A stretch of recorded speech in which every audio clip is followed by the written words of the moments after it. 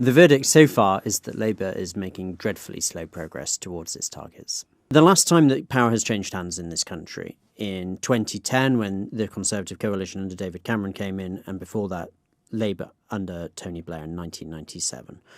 Both those times, those were parties that, after a long spell in opposition, had a deep analysis of what was wrong, in their view, with the state and the British economy. And they had a project, a sort of systemic analysis that flowed across every frontier of policy. Keir Starmer's administration, who told a very compelling story about how these guys were the technocrats. These guys were, the competent people who thought really deeply. They might be boring, but my goodness, there was a lot going underneath the hood. Did not complete that analysis.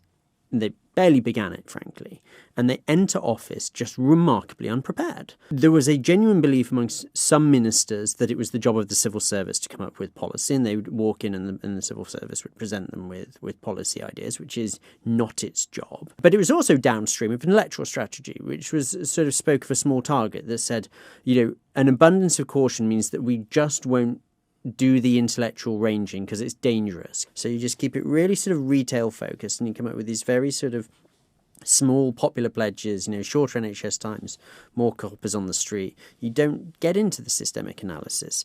And so many of the challenges they've had are downstream of sort of that failure. The other failure is that they just don't confront properly the existential challenge that this party has, which is that they are social democrats. Their MPs want to deliver a more generous state. They want to invest in public services and infrastructure.